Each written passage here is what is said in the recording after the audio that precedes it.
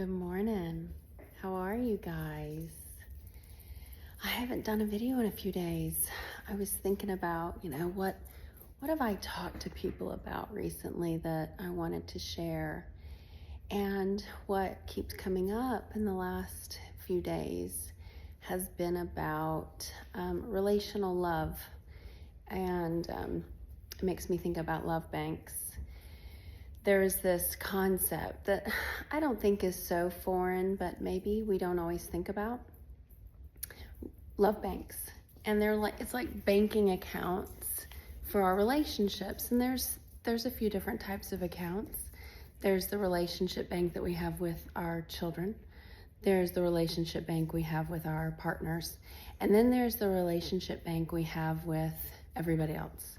Friends, coworkers, acquaintances, that type of thing. What's interesting about that friend, coworker type of account, it's more like checking as opposed to our kid bank or our partner bank, which are more long-term investment accounts. But when you think about your friends and your friendships and those types of relationships, I hope that you think about these as very give and take accounts, right? That you are receiving deposits into your account and that you are also making deposits into those accounts, but that it's equal. That you are not the one always giving to these accounts, and that you are also receiving from your friends, from these relationships.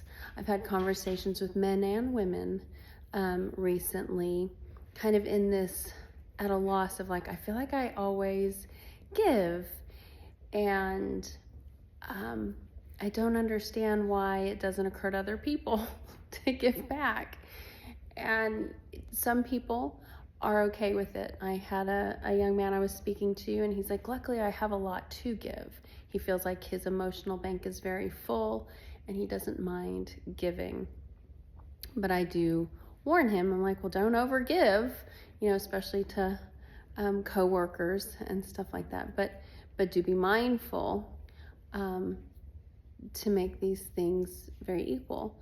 I have this conversation with teenagers, especially girls, to not overgive, that giving too much of self does not always mean that you will get it back in equal measure, and giving does not equal love. And that sometimes means with friendships that they need to match the energy of the other friend, like time and energy, because if their friend doesn't match it, sometimes they get hurt. And then with romantic partners, if they are putting more in than they get, they definitely get hurt. And the idea that they might give more of themselves than they would want to in hopes that it would equal love. And we know that that can be emotionally detrimental.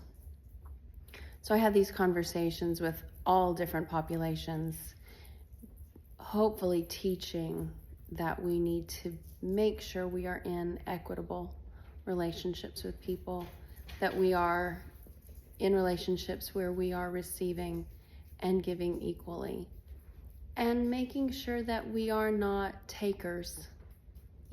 Sometimes we are that too, and we need to self-evaluate. Do I ask too much of my friends? Do I give in equal proportion? Am I needing more from my friends right now? And if I am, that's okay. But do I let them know that I appreciate their time and their energy and their efforts? And in those times, or in the seasons where I am in full harvest, so to speak, am I willing and able, and do I give back to them when they are in need? I just think it's a time to self-evaluate and kind of look at how we present ourselves with our friendships. So think checking accounts when you think friendships. If you like what you're hearing, give me a like, give me a follow so you can hear more.